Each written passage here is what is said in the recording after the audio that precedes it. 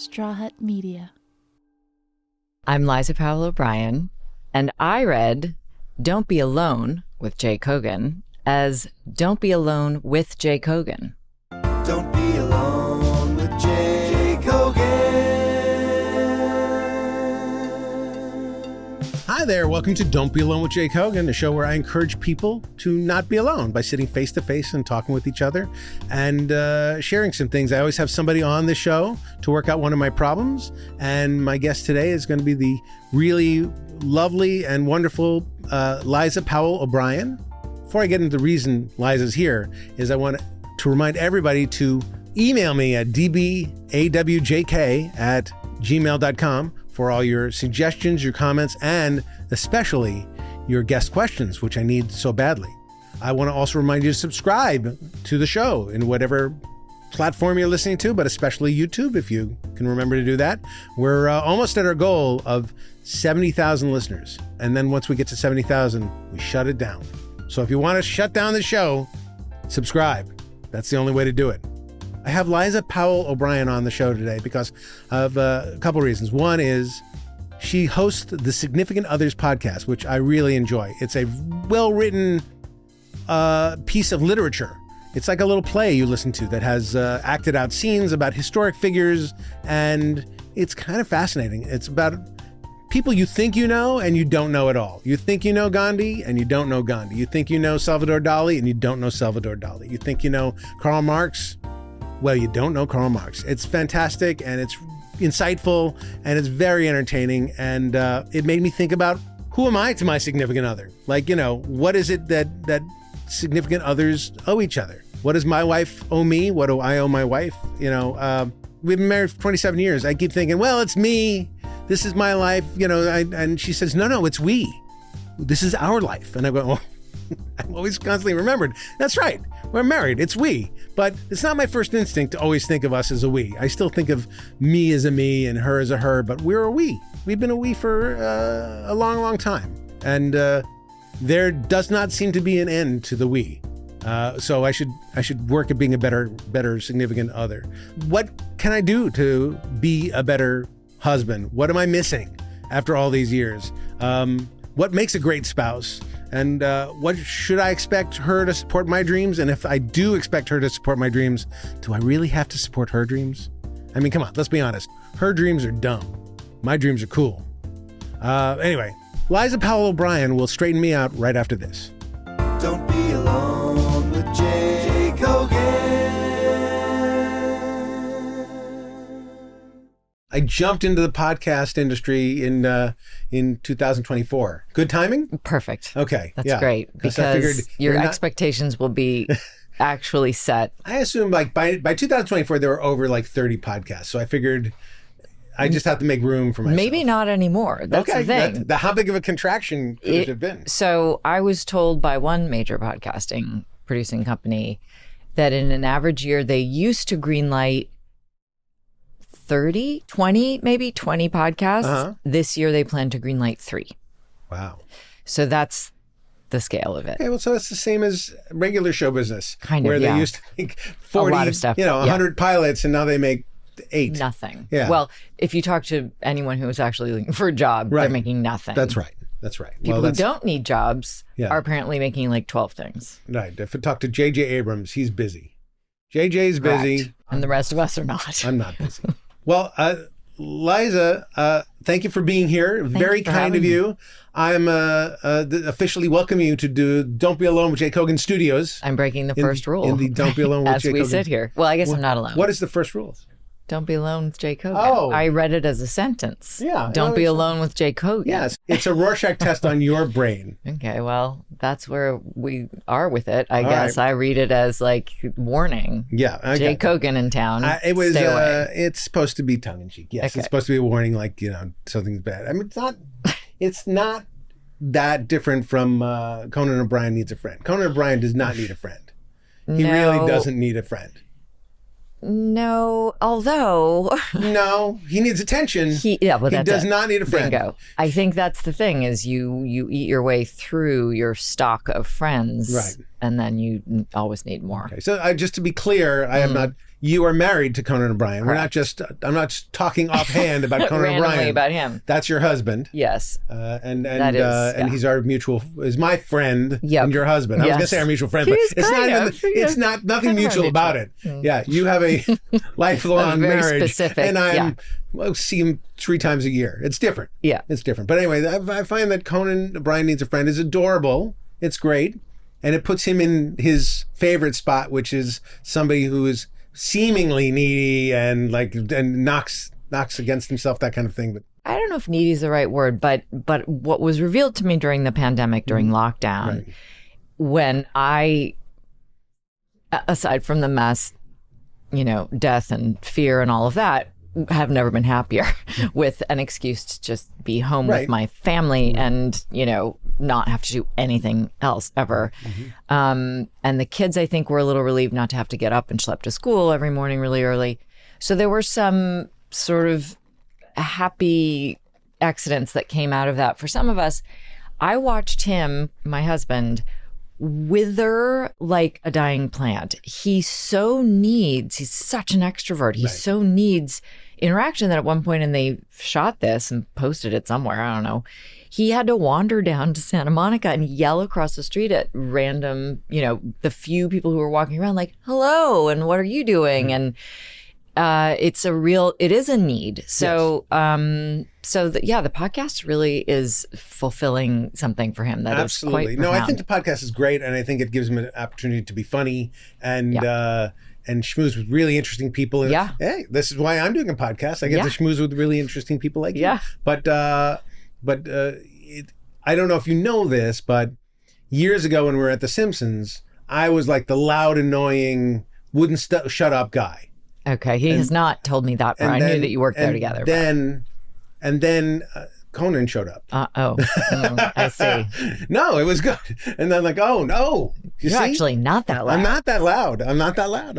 And I occasionally shut up. So, but we're not here to talk about him. Oh, we're kind of tangentially here to talk about. We're here to talk about a podcast that I listen to. I'm a regular listener to Significant Others, which is the podcast that you make. Yes. And it is spectacular. Thank you. And I think my listeners who are deep people would enjoy it. Oh, good. Because it's a deep podcast. It's combination of it's fascinating, but it goes deep, but it's also good storytelling. Oh, and good. I really love its storytelling. It's about the significant others for people but who are the people in their lives that helped shape them and get them where they're going. Right. And if it weren't for that person, the person that we're all familiar with, historically significant figure, might not have been able to accomplish or ended up where they were. But that's every single person on Earth has a group of That's people who get them where they're going, and they're often unsung. Yeah. And that is what the brilliance of this is. Okay, now these people get a chance to be heard, and not all of them are heroes. Some of them are Nietzsche's sister didn't seem like such a fabulous lady. No, and she's actually in the second season ended up being a little bit of the naughty lady bunch, between her and Gala Dali, who's also very problematic. And who else did we have this season? Oh, Peggy Shippen, Benedict Arnold's wife. She pushed Benedict Arnold to becoming a traitor. Yeah.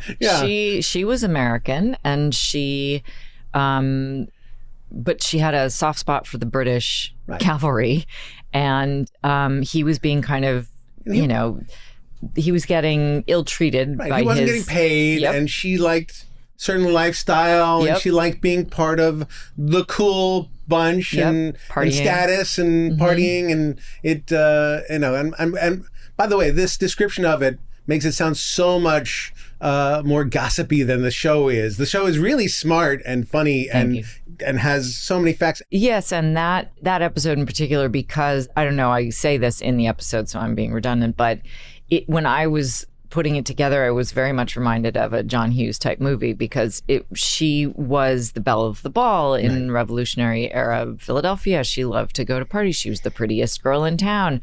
She flirted with all of the soldiers. And it was kind of a buzzkill for her when the British left, Philadelphia, and the American troops had no money, and it was a much less good time. So it's not a superficial story at all, but her piece of it, especially in her earlier years, did lend itself to that kind of. Yeah, but she's not the Molly Ringwald character in the John Hughes movies. Who is she in the John Hughes movies? Who's that status-seeking? It's more like James Spader. James Spader, exactly. Yeah. Who's James Spader? Exactly. The villain. Yeah, the villain. Yeah, I get it. But you also have scenes acted out. Yeah. You have people reading, and usually they're really celebrity. I was listening yesterday, and I'm like, who's Ingalls? Oh, that's Patton Oswalt. Like, I recognize the voice, and it's fantastic. You're getting great people. I've been so lucky. Everybody's been really generous, and it's not something that I thought out enough in advance to like cast things well. Like Ted Danson as Karl Marx might not be. I've always associated the two of them, but he was wonderful, and I couldn't be more grateful that he did it. So we have these great people who lend their voices to the story, and then we have snippets of diaries or letters, and so that that always helps me. I was not a history student of any note. I didn't enjoy studying history, partly because I couldn't grasp it. It didn't live in my imagination unless I was drilled down to like a drama level, a personal level. Well, that's the thing here is that you are a playwright, and you're a fiction writer, and you've done all that stuff. So when I'm hearing significant others, I'm always hearing an interesting story. Right. Like you're boiling it down to a really digestible, fun story that, regardless of the sadness of the actual lives, there's a beginning, there's a middle, and there's end, and I'm very satisfied.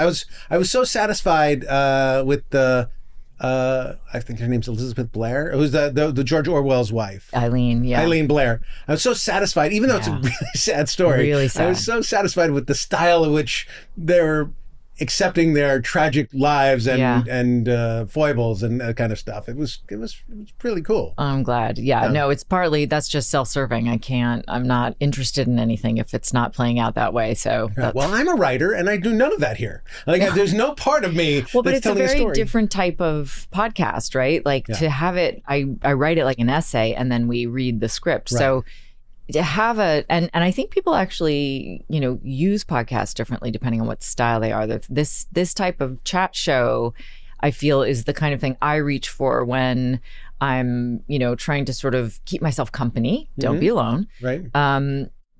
But then as opposed to something where I'm trying to actually grasp information that's being handed to me where I might not use it in the same way. I can't, because I don't want to miss anything. So if I'm focusing on something else, I can't put on, even the daily, really, because they're giving you bits of information that you're not going to retain. I enjoy the podcast immensely, and it's not like anything else that I hear around. So, I mean, really, I'm digging it. But Thank you. My show, this podcast, which is that's why we're here. Yes, is about. I invite interesting and fun people on, and don't say you're not, because I know you're about to. I'm thinking it. Right. Yeah. Then why am I here? To solve my problems. Okay. And one of my problems is, what am I doing wrong, or could I do better as a significant other? In other words, I have a really talented, funny wife named Brown Cogan. Yeah. Has she been on this podcast? She has. Okay. She and Lisa Kudrow came on together. Fun. And we described our marriage together. And Lisa acted as a therapist and talked about how we could improve. Then I'm redundant. What am I doing? No. This is now just my side of it. Oh, this is just me as a person, because I am, in some ways, in career-wise, I think I overshadow my wife, who is also a writer. Okay. But in life, she overshadows me completely. Yeah. So there's nobody out there going like, let's have dinner with just Jay. Let's have Jay and Brown available. Yes. Oh, great. But Jay is available. Maybe we'll wait for when Brown's available too. Okay.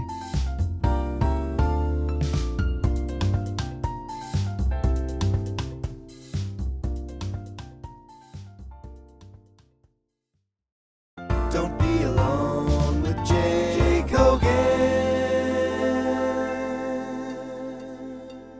I want to make sure that I'm sort of doing what I can to foster our relationship. We've been married 27 years, and everything could use a little refresh, a little stuff. So, and you've been examining all these relationships of people who have been, helped each other get through the hard times for hook or by crook. I wouldn't say that many of these are good templates to follow. Most of these stories. Long suffering seems to be a thing you say a lot. Yeah. Yeah, I do think that when you're talking about someone who had a spectacular existence for whatever reason, there's kind of a level of, I don't know if I want to say destruction or the sort of shock waves that it sends out around it, if people can kind of hang on through that or not. And I'm trying to think of a good example here, but for example, the Spock marriage is one of, I think, the saddest pairings possibly in. Why? What made it so sad? Because I think he was awful. I think when people have a very sad marriage, it's usually because their flaws line up in a way that is unfortunate. So I remember before I met Conan and I was dating and everyone around me was starting to get married, and I had a conversation with a friend of mine who was already married, and I said something like, how do you know when you find the right person or something like that? And she said, everyone's got stuff. The trick is to find the person whose stuff bothers you least, who's, where it's, you can like. Oh, my wife made a terrible, terrible mistake. Terrible mistake. Or it serves her in some way. Right, yeah. I mean, that's the other option. I would say that that's more to the case. But the Spock's, it's kind of the nightmare version of, I think, what you are saying you're worried about, which is it was a very misogynistic era. He was this, training to be a doctor. She was a traditional wife. That was not yet a thing that people weren't, in polite society. And she was very bright and she was very troubled. She had stuff from her childhood that was deeply disturbing that she had just compartmentalized away. So when he started working I think he was doing his residency as a pediatrician, and she, went to get a job to help support them, and was working for a psychologist at New York Hospital, I believe, helping administer tests. Anyway, she got interested she'd taken some psychology in college, and she had to go through analysis to work for this doctor. And suddenly, so she'd read Freud. She had told her husband about it. He kind of poo-pooed it. He wasn't interested. She underwent analysis, suddenly was crying all the time. And he thought, well, what's this about? He started reading Freud to try to understand her and what she was going through. Freud became part of what was so revolutionary about his childcare advice, and launched his career in this way that was, incredible. And she helped him write his book, but then their first child was born sort of during that process. And once his celebrity was minted, he was like, great, thanks so much. I'm going to go off and have my job now. And I don't need you anymore in that way. I just need you to be my wife. And that was devastating to her. And there was no way for her to work around that. And then she also, developed a dependency on alcohol to manage all of her sadness. And anyway, cut to the end of their relationship when they've been together, I think 40 something years, and he divorced her and married someone in her 30s. Right. Well, and she died very ill and alone. Completely reasonable. Let's just back up a second. Sure. He's a we can't rich, fault him for that. Fancy guy. Right. What's he doing with this crying old lady? But that's part of what I find interesting in these stories is, sometimes people are just outright, bad people. Right. Like Elizabeth Nietzsche, I think, was a very bad person. Right. And but often it's just it's an unfortunate alignment that works in this spectacular way, or launches someone into, stardom or whatever. And then it also is very destructive on the people involved. So what do good significant others do? Well, I think communication, this is boring, but I think communication is important. So if you say to Brown, how are you feeling? Like, I'm going to get that. Then she's going to tell me, and I have to sit there. Well, you don't have to listen. You just have to pretend I have to sit there. It's going to take a while. You could putter. All What right. if you're cleaning the kitchen while you ask her that? She's going to say, why aren't you looking at me? Why Really? aren't you? Yeah. Say, I can't put the dishes in the dishwasher if I'm also looking at you. I She might said, drop put something. the dishes down. Let's talk. I see. Yeah. So how often does that happen now? Occasionally. A couple times. Do you feel she would like that to happen more? I don't know. Maybe. But, it's like, I think sometimes she really says, I really sit down, I want to talk to you. And then when I talk, she's, I don't want to hear that. She doesn't like what I'm saying. So we're often much better off not communicating. Right. The level of... But you are communicating. That's the thing. You're communicating if you're not talking. Right. That's what I say. Yes. That's what I say. But I don't mean that in a way that like, we're doing it. Yes, I let's just mean that like what you're actually communicating when you're not speaking might not always be what you intend or would want. I communicate a lot. Let's have El Pollo logo. That's my communicating. That's my go-to. Okay. Just because a lot of conversations about dinner. So I'm just good with that. Dinner is one of it's the thing that dogs me every single day. Yeah. The day that I don't have to worry about what anyone else is eating for dinner, I'll be so happy. Why wouldn't you tell just the world and your house to go fuck off? Because about dinner. That is not something I can do. I don't know. That's Why? a good question. I think it feels like that's my job. But tonight it's not. Well, we go out, we No, order but tonight, in. like you say, like when... Tonight. Listen, okay, I'll tell you a story. Yeah. So last year for Mother's Day, we don't really care that much about Mother's Day in our house, but whatever. It's Sad an for you. excuse. Well, it's fine. I've had lovely Mother's. Sure. I get flowers it's all fine. But meaning it's not like a big deal. But I said last year, okay, here's what I want for Mother's Day. I want not to have to think about dinner. Okay. Everyone was like, great. Maybe this was 2 years ago. Great. No problem. A little confusion in the eyes, but I walked away from it. It's about 4 o'clock when I would start getting ready to do something. Nothing's happening. 6 o'clock rolls around. Nothing has happened. Right. I'm thinking, nothing is, it's Mother's Day. Like everything's busy. Nobody's making anything. Finally, at 6:45, my husband says to me, we tried to get sushi, but they're busy. They're busy because it's Mother's Day. Right. But you know what? We're not really hungry, so it's fine. And I thought, well, I didn't know I needed to clarify that I'd still like to eat dinner. I just didn't want to have to think about it. Right. So that I sort of got a little burned with that. That's a little bit of a gift for you. You didn't have to worry about it for them. I worried there was no such thing as my not thinking about dinner. Okay. So what does a spouse, I keep saying spouse, but not spouse. What does a significant other owe the other? In the context of the podcast, Yeah, or just in the in context life? of anything, like, even Billy Strayhorn to Duke Ellington, like That's a really interesting one because it was so complicated. And again, I like it best when there are no clear lines of like this person was, took advantage of that person, because that's not the whole story. But the whole Billy Strayhorn, brilliant musician, brilliant songwriter, brilliant arranger, did everything. And Duke Ellington was the face of the operation. And Duke Ellington would say, reportedly, I have not been able to verify this, but I've read at a few places that he used to say, Strays does the work and I take the bows. Right. And that was obviously a self-deprecating joke, because Duke Ellington was a huge deal when Billy Strayhorn met him. Right. So he was not responsible for his success completely, but there were, Take the A Train, which is the song that most people... signature song. Think of, that Billy Strayhorn wrote that. Right. And it's a very complicated backstory as to how that became the signature tune for the Duke Ellington Orchestra. I can't remember which one. There are so many different bands that he had. And Strayhorn was hobbled. Like, his dream was to be a concert pianist. He was incredibly gifted. He was told when he was young, you will never be a concert pianist because you're Black, and that can't happen. And so he found jazz, which was sort of like the next best thing.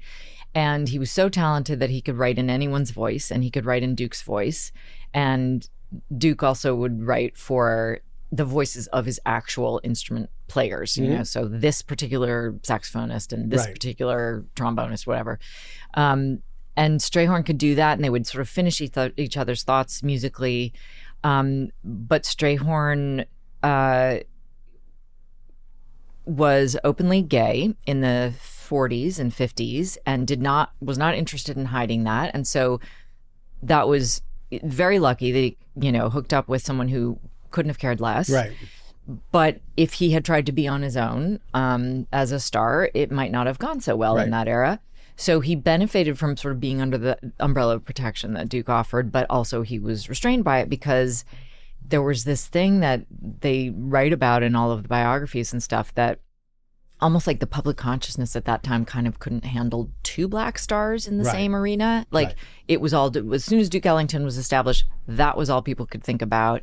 And if it was Duke and someone else, no, they couldn't do it. But that's what it's still true today. We as a society like to pick out the star and say they're the magic. Yeah. And ignore the fact that there are George Lucas Star Wars. Well, George Lucas was married to a woman who helped create and orchestrate George's life. Mm-hmm. And she was an editor. I think her name was Marcia. Mm-hmm. And she helped bring Star Wars to life. But why would we do two names? Right. Why wouldn't we do one name? Right. And it was true at the Simpsons. It was true at Star Trek. You know, Gene Roddenberry, very fine guy, but there's a million people who help make Star Trek. So and we picked the one person and we extol them because it's something in our primitive brains, our baby brains. Well, there's one person. I think our brains like efficiency and they like to pare things down and they like us. It's part of the problem with our political process right now, right? Is that everybody's like the nuance automatically gets lost because it takes extra effort and your brain wants to conserve energy. Yeah.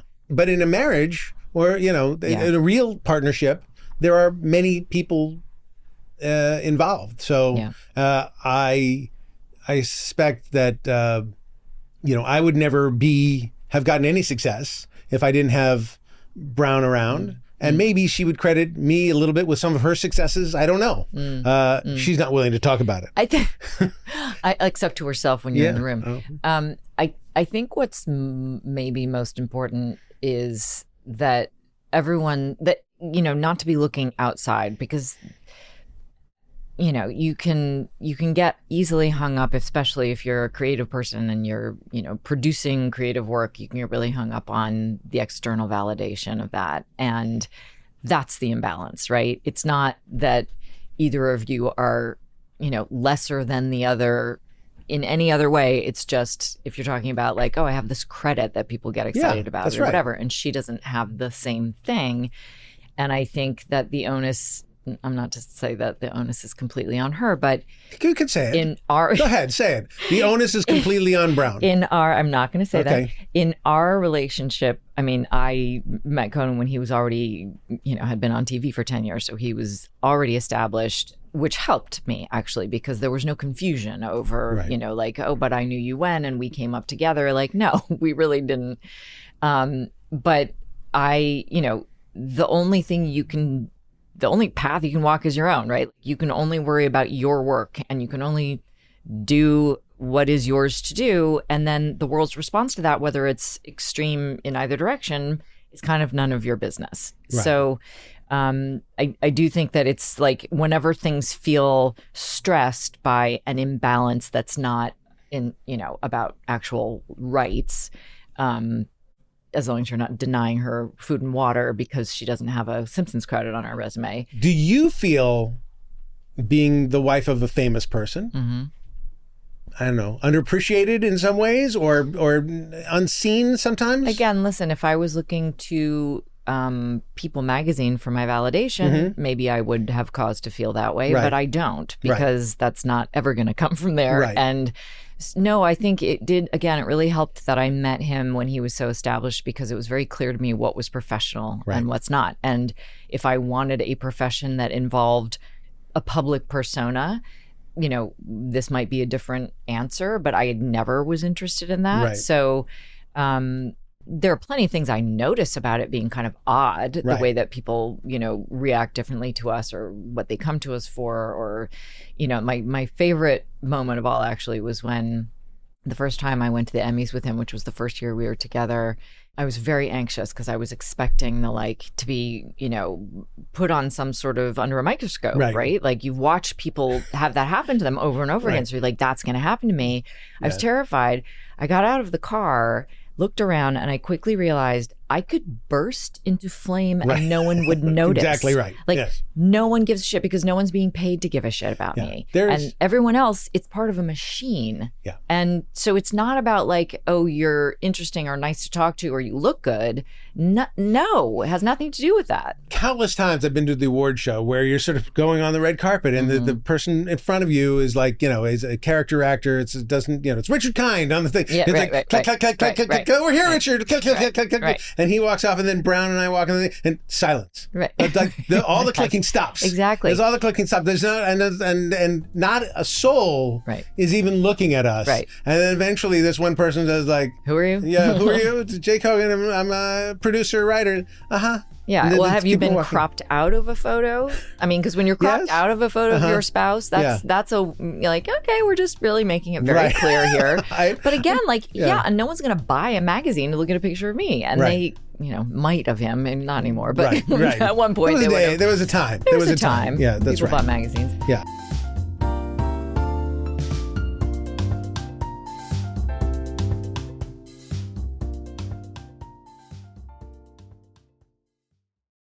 Don't be alone with Jake Hogan.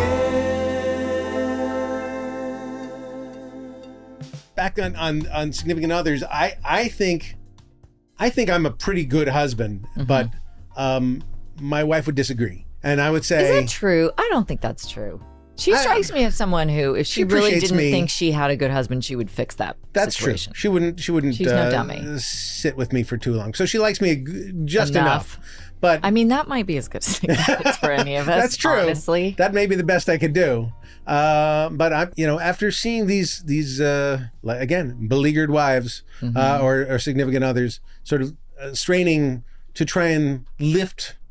Well, that's the other thing.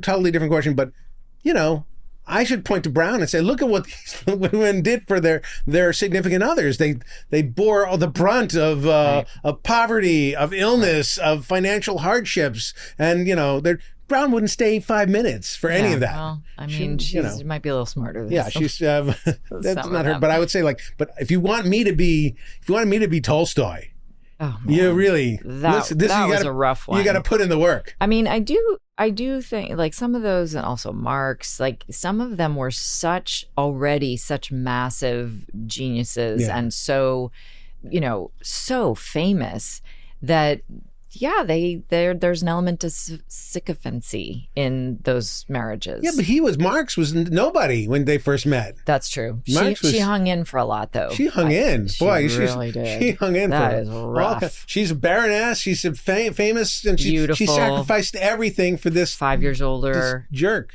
Yeah, I don't think he was a jerk, actually. Right. I kind of fell in love with him when I was researching him. Yes, and I feel like he's extreme. I'm not a Marx scholar at all, but what I do understand of it, I feel does not align with what the sort of, what I had absorbed from the culture about what I was supposed to think of him. So I thought that was a really interesting. That book is great. I I say jerk because he slept with the nanny and he did, he but carted them around from town to town. And everybody was sick and dying all the time. It was awful. Yeah. It was awful. But he was a sweet dad. Yeah.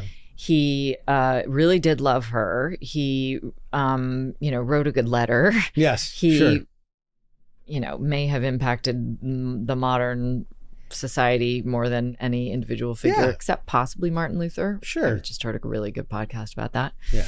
So, I'm not saying, listen, I might have marched right out after that thing with the nanny happened. And so I don't know what explains that.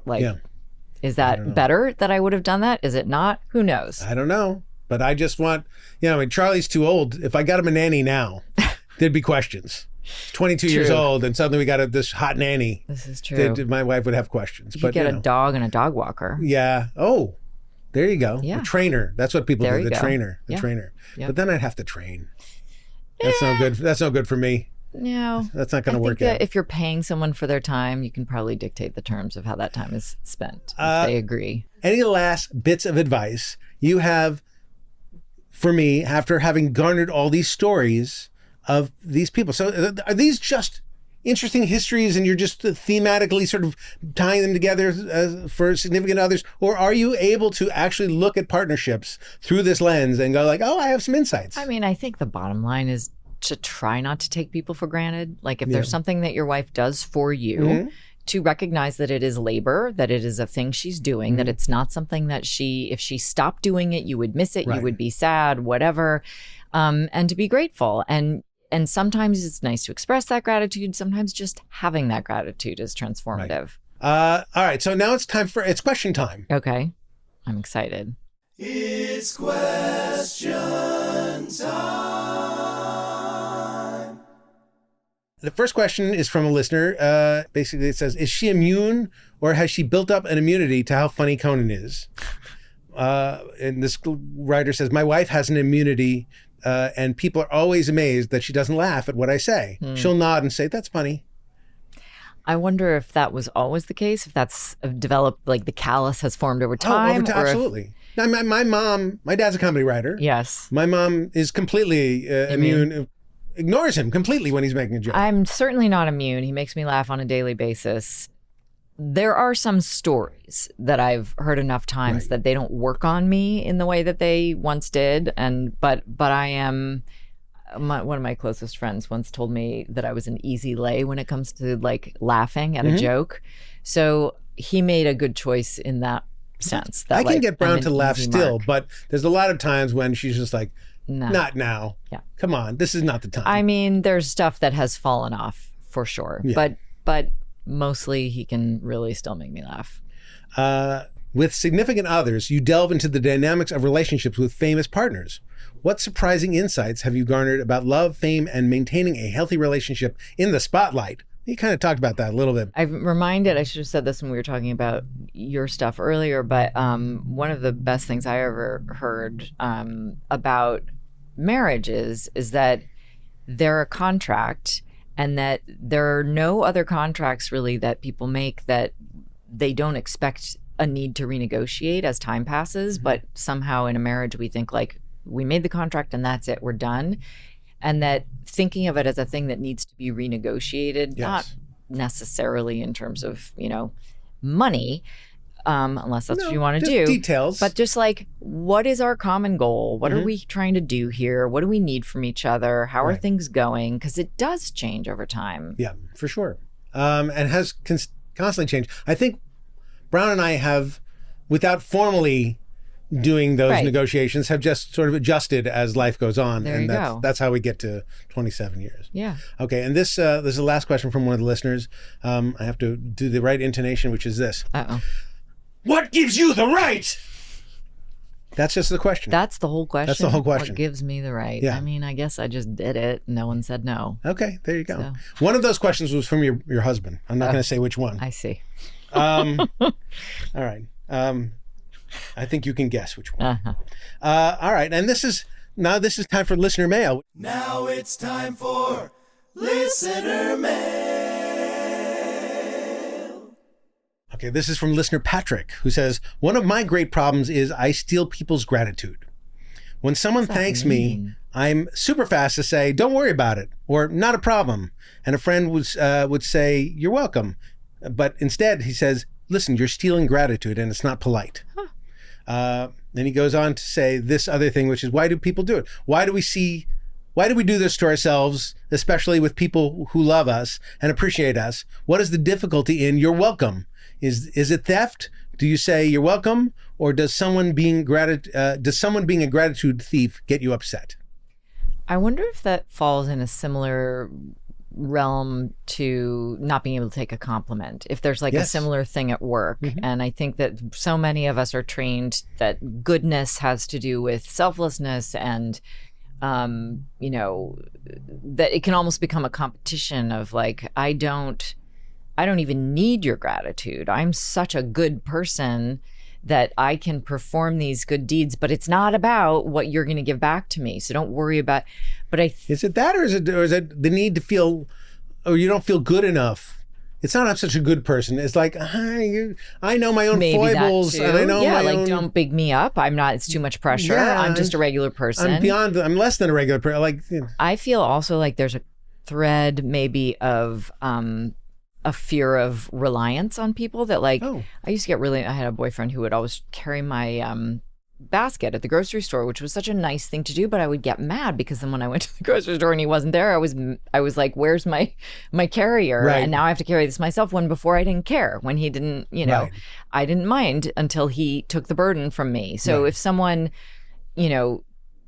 gives you the gratitude and you accept it and feel it, then if someone doesn't do that, you're going to resent it and miss it. And that's hard. Well, that's all relationship. You're afraid to give your heart because you're afraid to get your heart broken. Yeah, it's control. Yeah. Okay, I can see that. I think it definitely feels more. It definitely feels like not being able to take a compliment. I liken it to this. I am occasionally a performer, and when I do improv or do a show or do something, and people say that was so good and you were fantastic, my instinct is just because I was in the show and I remember all the things that went wrong and how horrible it is. My instinct is to say, oh no, it was not good. I am sorry. I mean, I really apologize for you having to see that show and it was so terrible. But what you're supposed to say, and I learned over the years, is, oh, thank you so much. It was so much fun doing it. Because that way you're validating their experience. You're not spending time shitting on them like you're an idiot. You didn't see how horrible it was, or we're so disconnected. Instead, we try to find that moment of connection. What if someone compliments you on a show that you do think was great? Is it different? Do you feel you're right? I say thank you. We had fun doing it. I did the exact same thing, but I maybe I mean it more. But I've trained myself to ignore what I can't take the compliment either way. Yeah. And if I love the show, then great, and I'm glad you enjoyed it. But it's sort of it's very hard to accept somebody else's praise or somebody else's criticism. Is it a fear that you're being rude to accept the compliment? No, I mean, I'm afraid of being rude by not accepting the compliment. That's the rudeness. I've learned. Are you afraid that if you accept the compliment that somehow, there's that magical thinking around performing that like, if I believe that it went well, then I'm, something bad's going to happen, or it wasn't a good show, or I'm deluded, or it's the dissonance between what somebody else saw and my own experience. Huge self-criticism. And I know that my critic in my head is so gigantic, it's not healthy, and I should do my best to quell that and do a much better job of accepting the gift of a compliment and saying thank you and offering maybe something back, which is like, I'm so glad you were here and it was so great to have you, and for you to say that is such a nice thing. Does it help at all to think about, because if it's a transaction that is about the worth of your work, that's very loaded. Yeah. If you see the transaction instead as a performance of like, this person now wants to perform to me that they're polite, and then I will accept that performance by saying, if they say good show, because that's what you're supposed to say, you say, I accept that performance of politeness. I don't know. You know what I mean? It seems so empty then. They're so performative that it's like it's like performances here's aren't the bow, and empty. then you shall bow back. But but it's also just like, this is what a nice person does. You're being a nice person. I would prefer, I think, because I've done it. I come up to Elvis Costello or somebody I really care about. It's like, oh, you were so great. Yeah. And he doesn't say, you don't know what you're talking about.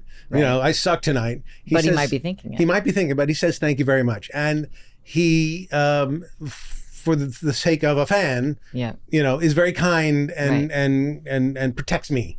Right.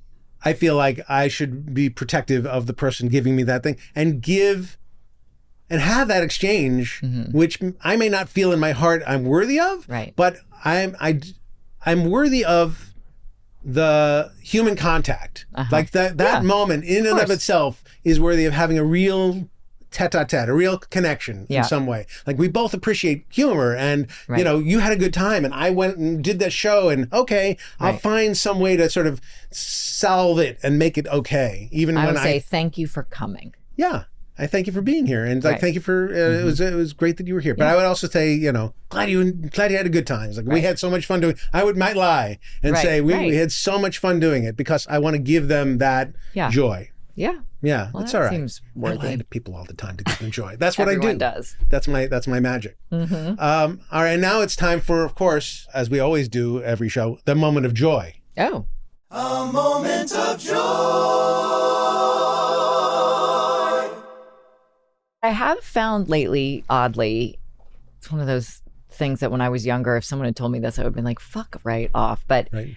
I have been deriving a lot of joy lately from looking up into trees.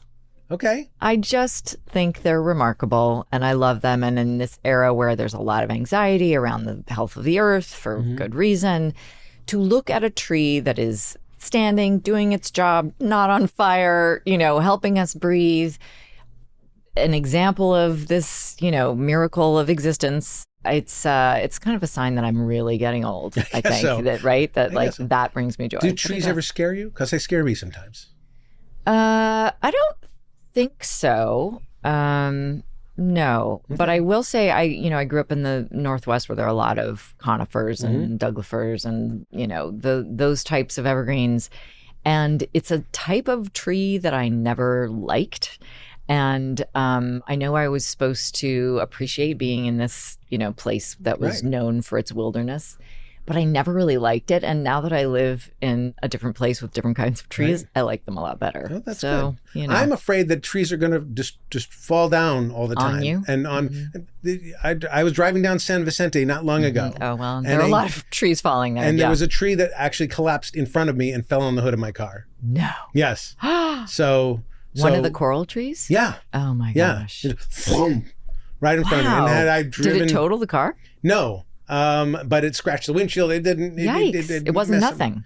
No. My grandparents' neighbor was killed by a falling tree. Yeah. So I'm now looking at He was trees cutting it down. as my enemies a little bit. And I'm afraid when there's an earthquake, there'll be trees everywhere and they'll prevent us from going anywhere and we'll all starve to death. I'm not worried about that. El Pollo Loco might not be on speed dial anymore during that disaster. But I'm not worried about that. Because I always thought trees were permanent things, and now I realize, oh no, they're organic. They're organic things that live and die, and oh no. Yeah, I think coral trees are particularly prone to falling down. Yeah. So maybe we just stay away from those. Okay, well, I drive further out. I drive Sycamores, the furthest right oaks, line. Yeah, but it's good. But they are gorgeous, and it's amazing when you see an amazing tree, and you see an amazing, huge, wonderful tree. One of the best things that you can do is go to like Northern California, Monterey or someplace and just see those beautiful trees against the ocean and just think, that is the magic of nature right there forever. That's right. That makes me happy and no matter what. Yeah. Even if seconds later, I think it's also going to kill me. First, it's beautiful and then it's going to kill me. But everything that's beautiful will kill me. Yes, exactly. Especially my nanny. And your wife. And my wife. Yeah, she will kill me. But that's okay. It's worth it, right? Sure. It's worth it. I guess. Liza, thank you for being here. Thanks you for were having me. wonderful. I recommend everybody check out Significant Others. It's really a fun podcast. Not only is there the story that she tells, but there's these side podcasts where experts come on and talk about the stories, and so you get a little bit of insight into the discipline that made them a great author, a great philosopher, or a great economist, I guess. But these little bonus episodes. I love those. I love those. And it's a little bit more like podcasts I'm used to, like All Things Considered or something like that. But they're great. An interview. Yeah, an interview. But it's fantastic. And I'm looking forward to season 3, whether or not it happens. I want it to happen. It'll happen for you. Thank you for being here. And also, thank you for being here. Do not be alone. Find somebody to share some time with, and I will see you next time. Don't be alone.